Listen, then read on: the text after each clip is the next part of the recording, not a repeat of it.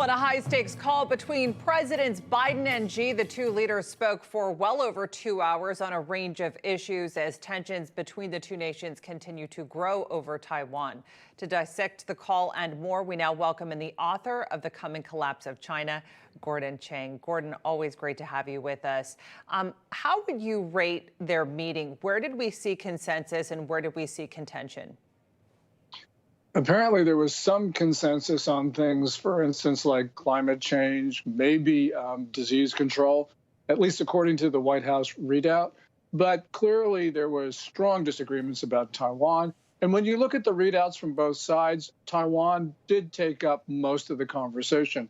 And of course, that's because Speaker Nancy Pelosi is reported to be going to Taiwan in the August recess. Beijing is furious.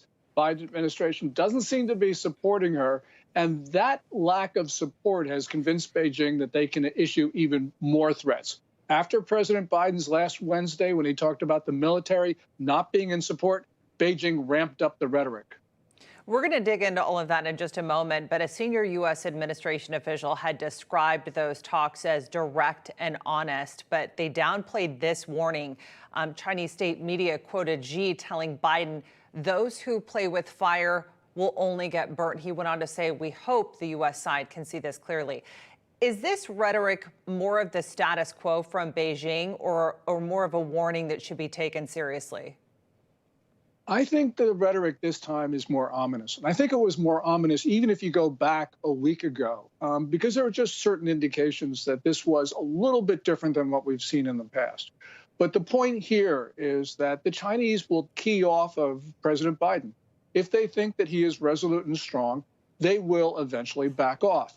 If they believe, and I think this is what they in fact believe, that they can push him around, then we're in for some very difficult times. The Chinese, apart from Biden, have always felt the United States, for the last decade or so, have felt that the United States is in terminal decline.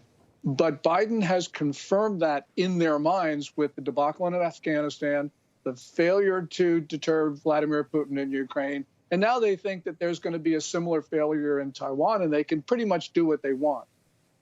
It sounded like most of the posturing came from Xi. Was this a missed opportunity for President Biden to take a tougher stance on Beijing? Oh, absolutely. I mean, if I were the president of the United States and someone said anything similar to what was seen in the Chinese Foreign Ministry readout, I just would have hung up the phone. I'm saying this is not acceptable. You know, totalitarian tyrants do not get to dictate to the leader of the free world. And that's what Biden is doing. You know, we're chasing after them to talk. So, for instance, we now have U.S. officials in the wake of this call saying, look, we want to meet with Xi Jinping soon, which probably would be on the sidelines of the G20 in November in Indonesia. But, you know, nonetheless, we shouldn't be trying to race after these guys. This is really wrong. And the Chinese realize, you know, that we've got this desire to, you know, unquenchable desire to speak to them. Gordon, would a face-to-face meeting between those two leaders, would that change the dynamic at all? No. China believes that the United States is an existential threat to the Communist Party. You know, you see that from their writings and you see what they say about us. So, yeah, you can have a pleasant phone call every decade or so. But really what we are now in is a position where the Communist Party believes that they can destroy and take down America. And so we're not going to have pleasant conversations with these guys anymore. All right, Gordon Chang, we appreciate your analysis. It's always great to have you with us.